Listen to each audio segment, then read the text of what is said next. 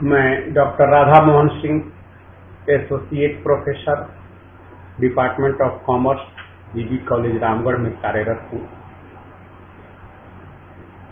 आज हम लोग बीकॉम पार्ट 3 अकाउंट ऑनर्स के 7th paper income tax and accounts की चर्चा करेंगे। आज हम लोगों के अध्ययन का टॉपिक होगा इनकम फ्रॉम अदर सोर्सेज, अन्य साधनों से आय। छात्रों, जैसा कि हम लोग जानते हैं कि इनकम टैक्स एक्ट में आय के 5 स्रोत रखे गए हैं, अर्थात प्रत्येक प्रकार की आयों को सम्मिलित करने के लिए अलग अलग सोर्सेज बनाए हैं। उसमें 5 सोर्स हैं। हमारा पहला सोर्स है इनकम फ्रॉम सैलरी, दूसरा इनकम फ्रॉम हाउस प्रॉपर्टी, तीसरा इनकम फ्रॉम बिजनेस और प्रोफेशन, चौथा इनकम फ्रॉम कैपिटल गेन और 5वां और अंतिम स्रोत है इनकम फ्रॉम अदर सोर्सेज।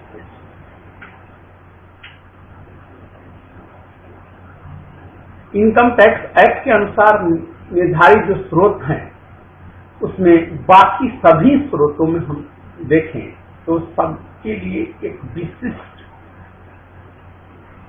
कार्य के लिए विशिष्ट शीर्षक बनाए गए हैं।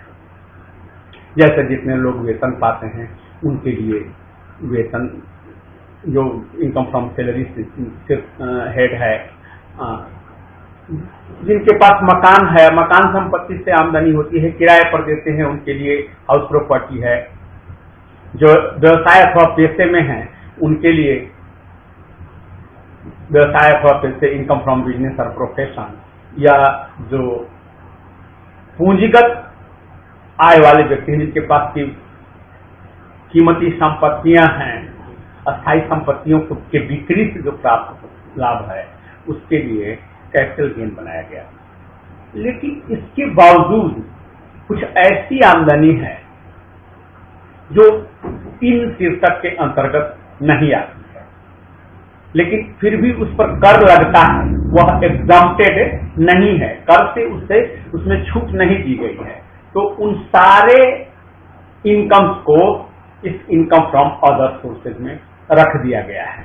इसमें कई तरह के सोर्सेज हैं। जो ऐसा भी हो सकता है कि कुछ सोर्सेज हैं जो कि रेगुलर मिलने वाले प्रवृत्ति के हैं, लेकिन कुछ ऐसे सोर्सेज हैं जो अचानक प्राप्त हो जाते हैं।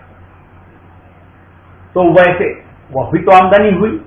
जैसे मान लीजिए हमने लॉटरी लगाया और लॉटरी से हमें आमदनी हो गई, तो लॉटरी से आमदनी तो रोज रोज या हर महीने या हर साल तो होती नहीं है, संयोग से कभी हो गई। या उसी तरह से कुछ ऐसे लोग हैं जिनकी आमदनी को कहीं नहीं रखा जा सकता है।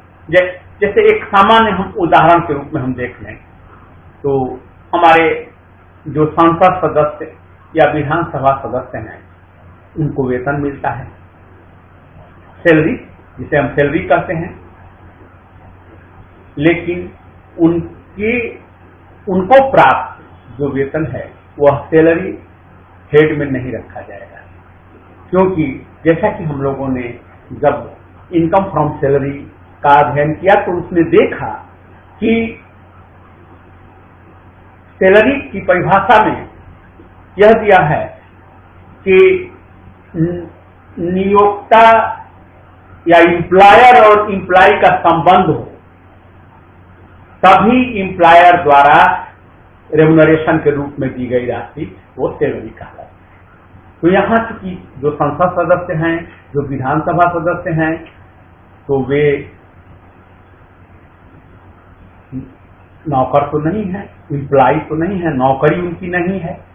वे तो सर्टेन पीरियड 5 साल के लिए चुन करके जाते हैं, फिर अगले बार अगर चुनाव लड़े, चुनाव में हार गए तो फिर हट गए। तो उनको जो वेतन मिलता है वह वेतन शीर्षक में नहीं जाएगा। तो आखिर जाएगा मिलता उनको भी है, आमदनी उनको भी होती है, इसलिए उसे इसमें तो कहने का तात्पर्य है कि इसका आशय ऐसी आय से है जिसे प्राप्त करने का कोई स्रोत का पता नहीं है। वो कभी अचानक भी प्राप्त हो सकती है या अन्य तरह से भी प्राप्त हो सकती है। तो इसीलिए इसमें हम लोग बात करेंगे कि इनकम फ्रॉम सैलरी आय सभी स्रोतों से आय के लिए विशिष्ट शीर्षक बनाया गया, परंतु इनकम फ्रॉम अदर सोर्सेज के लिए आय का कोई विशिष्ट स्रोत नहीं है। दूसरे शब्दों में हम कह सकते हैं कि इस शीर्षक में ऐसी आयों को सम्मिलित किया जाता है जिन्हें प्रथम 4 शीर्षकों में कहीं भी शामिल नहीं किया जा सकता तथा जो करमुक्त भी नहीं मानी जाती है। अगर मान लीजिए कहीं नहीं शामिल किया जाता और वो करमुक्त है तो उसकी तो बात ही नहीं करनी है, लेकिन जो पिछले 4 जो हेड हैं उनमें शामिल भी नहीं किया जा सकता और वो करमुक्त भी नहीं है, टैक्स फ्री नहीं है, उन पर टैक्स लगेगा, तो फिर वो कहां जाएगा। तो इसलिए यह एक हेड बनाया गया कि income from other sources. Income tax act के सेक्शन 56A में इस तरह के सामान्य आय को रखा जाता है तथा सेक्शन 56(2) में विशिष्ट आयों के लिए प्रावधान है। कुछ इसमें भी कुछ विशिष्ट आय हैं और कुछ है कि अचानक होने वाली प्रवृत्ति की है। तो यही हमें ध्यान रखना है कि इसका जो है 56(1) में उस तरह का सामान्य आय जो कि हुई या न हुई, ऐसा भी हो सकता है। जैसे मान लीजिए हम यहां हैं अपने घर में, अचानक कोई स्मगलर एक अटैची में सोने का बिस्किट लेकर के भाग रहा है, पीछे पुलिस पड़ी हुई है और वो संजोग से अब पुलिस से बचने के लिए वह अटैची मेरे बाउंड्री में फेंक देता है और मैं भी उसको पुलिस से छिपा करके धीरे से बचाने की कोशिश करता हूं। तो वह जो आमदनी एक तरह से हमको हुई, तो आमदनी किस शीर्षक में जाएगी? कोई शीर्षक नहीं है। अगर किसी को नहीं पता चला तो बात अलग है, अगर पता चला तो वो हमारी जब्त हो जाएगी। तो वैसे ही कोई इस तरह की आय जो कि अचानक मान लीजिए जुए में या घुड़दौड़ में हमने लगा दिया, बोली लगा दिया और हम जीत गए, तो जो भी मेरी आमदनी होगी वह अचानक होने वाली प्रवृत्ति की होगी। तो उसे कहता है कि सेक्शन 56(1) में रखा जाएगा और बाकी कुछ विशिष्ट जिनकी जानकारी है कि वो आय कहां से होगी तो उन्हें 56(2).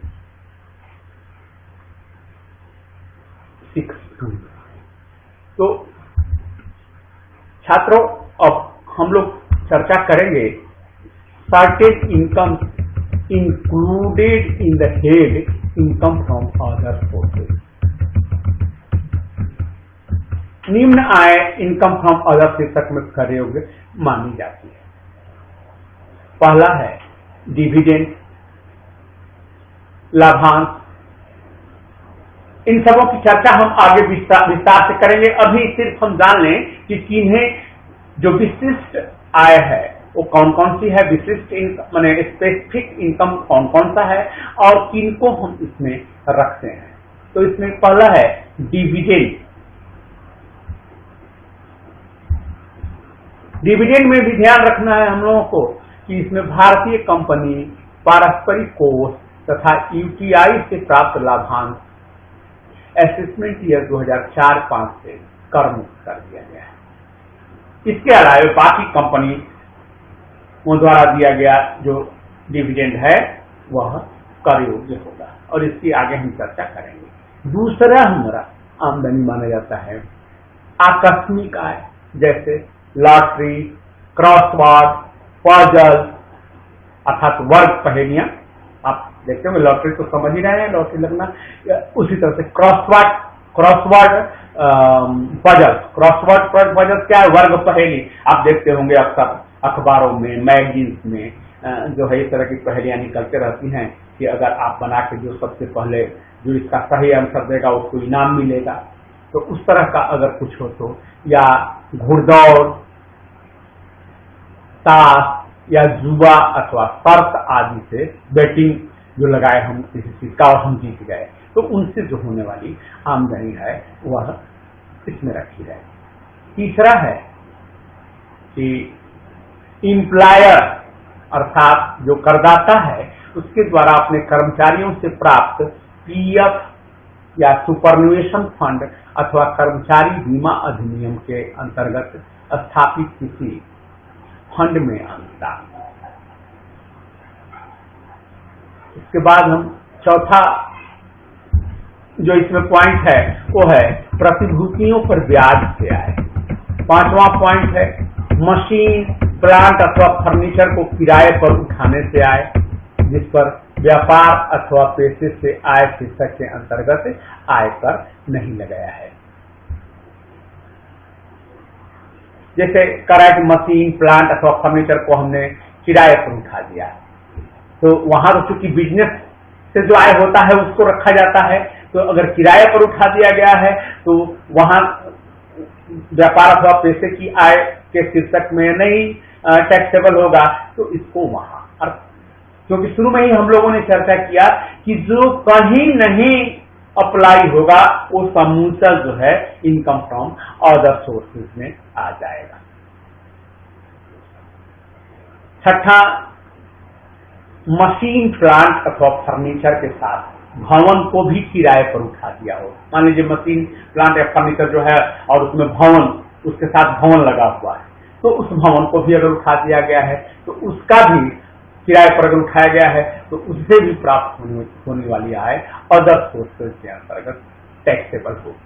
सातवां, कीमत इंश्योरेंस पॉलिसी से प्राप्त राशि बोनस सहित यदि यह व्यापार अथवा पैसे अथवा वेतन शीर्षक में कर योग्य न हो, अगर वहां इसे नहीं ध्यान में रखा गया है तो यहां आके यह टैक्सेबल हो जाएगी। आठवां, किसी व्यक्ति को गत वर्ष में दूसरे व्यक्ति या व्यक्तियों से प्राप्त गिफ्ट की राशि या गिफ्ट, इसमें थोड़ा हम लोग बृहद रूप से देखेंगे तो इसमें पहला है कि बिना प्रतिफल के प्राप्त राशि। अगर मान लीजिए बिना प्रतिफल का मतलब क्या, बिना कुछ चुकाए जो फ्री में मिली हो राशि 50,000 रुपए से अधिक हो। अगर 50,000 से कम है तो नहीं, लेकिन 50,000 से अधिक हो तो वह टैक्सेबल हो। दूसरा, अचल संपत्ति। अब अचल संपत्ति में दो नियम है कि बिना प्रतिफल के जिसका स्टाम्प ड्यूटी के लिए 50,000 रुपए से अधिक है, अर्थात स्टाम्प ड्यूटी, ऐसी संपत्ति का स्टाम्प ड्यूटी के निर्धारित मूल्य तक। और दूसरा है कि प्रतिफल के बदले में प्राप्त संपत्ति निम्न में से अधिक राशि में शामिल की जाएगी। ए 50,000 रुपया, बी प्रतिफल का 5%। अब दोनों में से जो अधिक होगा वही इसमें शामिल किया जाएगा।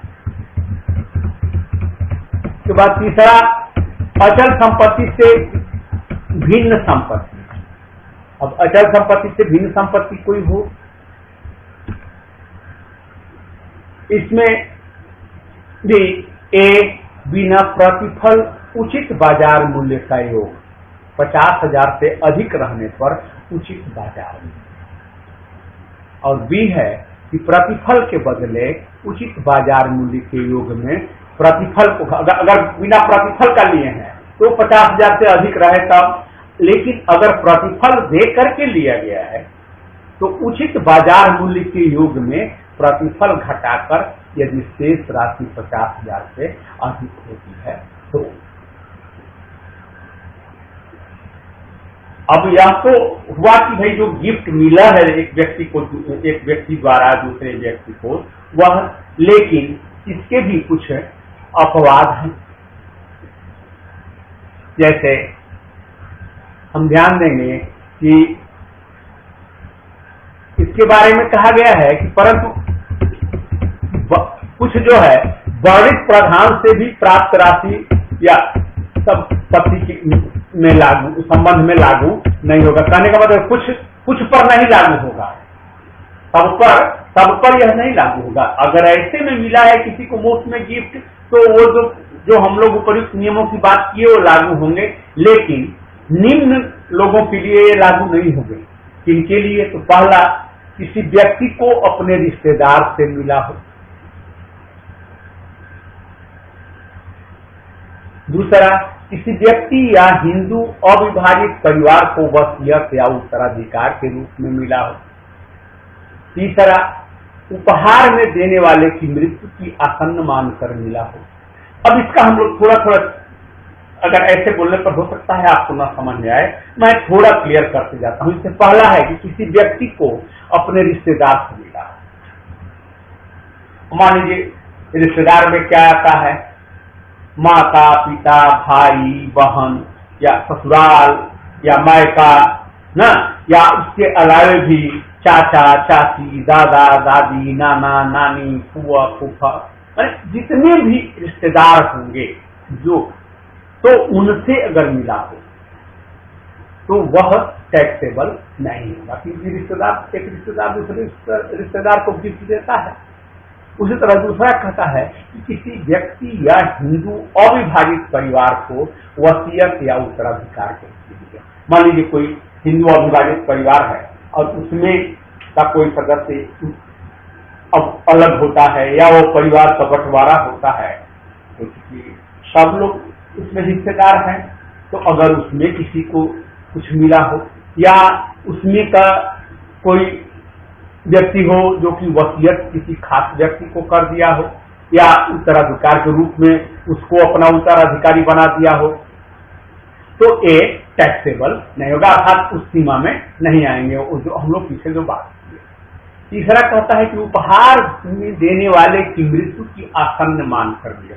अब देने वाला जो डोनर है, जो देने वाला है, वह अब यह समझ रहा है कि अब हमारी मृत्यु, मान लीजिए वो कैंसर का रोगी हो, उसे कोई अन्य ऐसी बीमारी हो जिसमें कि अब उसके मरने की संभावना बहुत ज्यादा हो गई हो, बहुत कम, जैसे कभी कभी होता है कि डॉक्टर कह देता है कि भाई ये 2 महीना 3 महीना 6 महीना 1 साल में जो है अब ये हो जाएंगे, आप ले जाइए सेवा की। तो अगर इस तरह का हो और वह इस तरह का विल करता है कि मेरे मरने के बाद यह संपत्ति इनकी होगी, तो स्वाभाविक है कि उसके बदले में कोई प्रतिफल नहीं दिया, लेकिन फिर भी वह टैक्सेबल, वह जो उसको प्राप्त होगा वह टैक्सेबल नहीं होगा। उसी तरह अगला, एक व्यक्ति को अपने विवाह पर मिले। स्वाभाविक है कि किसी का भी विवाह होता है तो गिफ्ट रूप में उसके नाते रिश्तेदार सभी लोग गिफ्ट के रूप में, चाहे वो पैकेट चाहे नगद हो या सामान के रूप में ला करके देते हैं। बहुत लोग जो बहुत नजदीक के रिश्तेदार होते हैं वे कीमती आभूषण भी देते हैं या कोई कीमती सामान देते हैं। तो ये सब जो कोई कह रहा है कि एक व्यक्ति को अपने विवाह पर अगर मिला हो तो वह टैक्सेबल नहीं होगा। या स्थानीय सत्ता से मिले, कभी मान लीजिए स्थानीय सत्ता किसी को मुआवजे के रूप में देती है, कोई स्थान के मुआवजे के रूप में किसी तरह का, मान लीजिए फसल नष्ट हो गई उसके लिए मुआवजा, उसका मकान जल गया या कुछ और हो गया, तो प्राकृतिक आपदा के चलते या कोई व्यक्ति मर गया उसके आश्रित को दिया गया, तो वो सब वो स्थानीय सत्ता से, तो एक टैक्सेबल नहीं होगा। उसी तरह से ऐसे ट्रस्ट या संस्था से मिले जो धारा 12A या 12AA के अंतर्गत पंजीकृत है। नेक्स्ट, धारा 10(23) में वाणिज्य विश्वविद्यालय या अन्य शिक्षण संस्थान, अस्पताल या अन्य चिकित्सा संस्थान या किसी ट्रस्ट से मिले, तो ये कभी कभी होता है कि इनाम के तौर पर, पुरस्कार के तौर पर कहें कि विश्वविद्यालय द्वारा जो है अपने एम्प्लाई को या अस्पताल द्वारा अपने एम्प्लाई को जो है या कोई ट्रस्ट जो है देती है, तो वह जो है टैक्सेबल नहीं होगा, वह इस हेड में टैक्सेबल नहीं होगा। क्योंकि हम लोग वहां बात कर चुके हैं कि 50,000 से अधिक का हो तो उस पर टैक्स लगेगा, लेकिन उसमें यह लागू नहीं होगा। हम लोग इसी की चर्चा कर रहे हैं। उसी प्रकार कंपनी के एकीकरण, अविलयन या व्यवसाय के पुनर्गठन की स्थिति में अगर कुछ है तो नेक्स्ट, एक व्यक्ति द्वारा अपने रिश्तेदार के हित के लिए स्थापित ट्रस्ट की संपत्ति का अंतरण या क्षतिपूर्ति या अतिरिक्त क्षतिपूर्ति पर ब्याज उस गत वर्ष की आय मानी जाएगी जिसे गत वर्ष में प्राप्त हुआ। 10वां है, अगर यदि कंपनी निवासी को अंश जारी करती है जिसका प्रतिफल अंश पर अंकित मूल्य से अधिक है। 11वां, नौकरी से निकाले जाने या सेवा शर्तों में परिवर्तन के कारण प्राप्त या प्राप्य क्षतिपूर्ति की राशि, यह भी टैक्सेबल नहीं होती है। 12वां, संसद सदस्य या विधानसभा सदस्य का वेतन। इसके बाद 13वां, किसी अध्यापक को परीक्षक के रूप में प्राप्त पारिश्रमिक। जैसे कोई अध्यापक है तो उसको जो वेतन के रूप में मिलता है तो इनकम फ्रॉम सैलरी में चला जाएगा, लेकिन उसके अतिरिक्त जैसे मान लीजिए वो कॉपी का इवैल्यूएशन किया या कहीं भाईवा लेने गया या कहीं व्याख्यान देने गया, तो वहां उसको पारिश्रमिक के रूप में जो भी मिलता है वह वेतन शीर्षक में नहीं जोड़ा जाएगा, बल्कि वह अन्य साधनों की आय में जोड़ा जाएगा। उसी प्रकार 14वां है रॉयल्टी की आय। अगर किसी संपत्ति के प्रयोग के बदले जो राशि दी जाती है उसे रॉयल्टी कहा जाता है, तो हम जानते हैं। तो अगर वो जो रॉयल्टी है वो भी आय इस शीर्षक में नहीं आएगी। डायरेक्टर फी, कहने का तात्पर्य यह है कि अभी इतने आइटम्स हैं जो चारों हेड हैं उसमें नहीं होकर के इसी में किए जाते हैं कि सबका अलग अलग वर्णन करना संभव नहीं है। वो चाह के भी हम समूचा को नहीं कर पाएंगे या आप समूचे को नहीं याद रख पाएंगे, और बाकी जो बचा वह किताबों में है ही। तो और लेकिन इसके बाद भी बहुत से ऐसे आइटम होते हैं जो अचानक, जो आकस्मिक रूप से होते हैं, जिसकी उम्मीद नहीं की जा सकती है।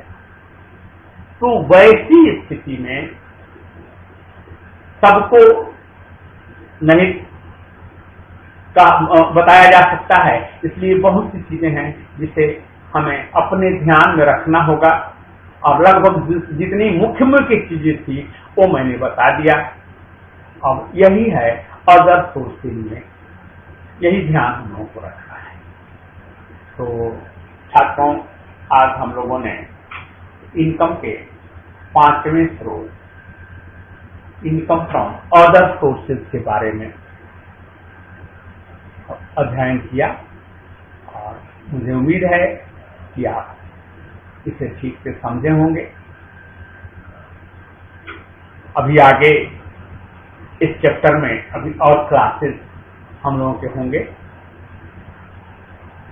अभी इतना को हम लोग समझें कि हाँ, इसका जो है अदर सोर्सेज में किसको रखा जाता है और किसको नहीं रखा जाता है। इसके बाद हम लोग नेक्स्ट क्लास में आगे इसकी चर्चा करेंगे।